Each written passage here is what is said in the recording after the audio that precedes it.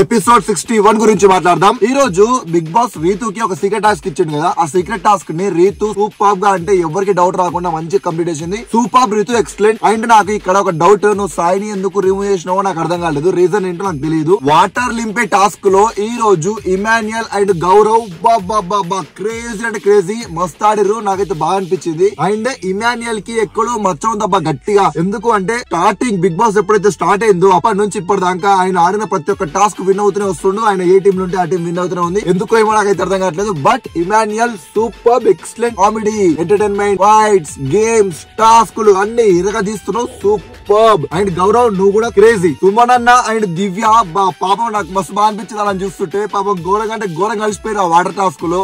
అటూరికి ఇటూరికి వంగి నీళ్లు పట్టుకొని నీళ్లు పోసి అయ్యో సుమన్ అన్న అయితే తలకే పట్టుకొని అమ్మా ఏంద్రా ఇది అమ్మా అనుకుంటుండు.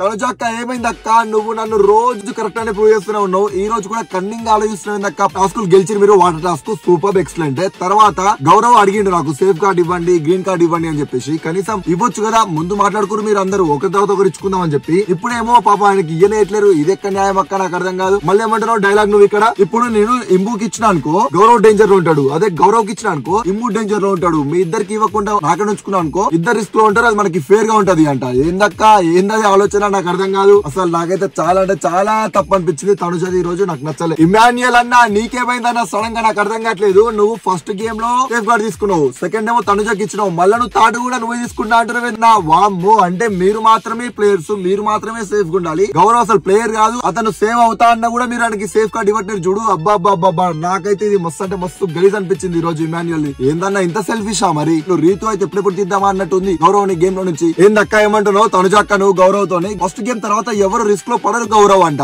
అంటే మరి ఫస్ట్ గేమే గౌరవ్ ఇవ్వచ్చు కదా, అప్పుడు ఎందుకు ఇవ్వాలి?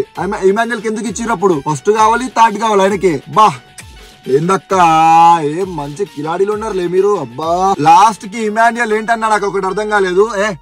తీసుకోపో ఇచ్చేసేయ్ అంటే బిచ్చమేస్తున్నావు ఆయనకి, నాకు అర్థం కావట్లేదు. సేఫ్ కార్డ్ అయినా సంపాదించుకుండు, ఆడిండు, నువ్వు కూడా ఆడినావు, ఇద్దరు ఆడిరు సూపర్. తర్వాత నీకొచ్చింది తనుజకు వచ్చింది, ఆయనకి ఇవ్వనికి ఏంటి ప్రాబ్లం నాకు అర్థం కావట్లేదు ఇక్కడ క్లియర్ గా. అమ్మా సాయిరామ్, తనుజ నాకు ఫస్ట్ టైం నచ్చింది ఆయన. అక్కడ 5గురు ఉన్నప్పుడు ఒకరు డ్రాప్ అవ్వాలి అన్నప్పుడు మన రాము ఉండి నేను డ్రాప్ అయిపోతా మీరు ఉండండి అనేసి అంటే తనుజ మనకి క్లాస్ పిక్తుంది. ఏం రాము ఏమనుకుంటున్నావు? నీకు నువ్వు డిఫెండ్ చేసుకోలేవా, నీకు నువ్వు మాట్లాడుకోలేవా, నీకు నువ్వు స్టాండ్ తీసుకోలేవా, నువ్వు ఆడు రాము అనేసి అన్నావు చూడు. నాకు బాగా నచ్చినావు అక్కడ.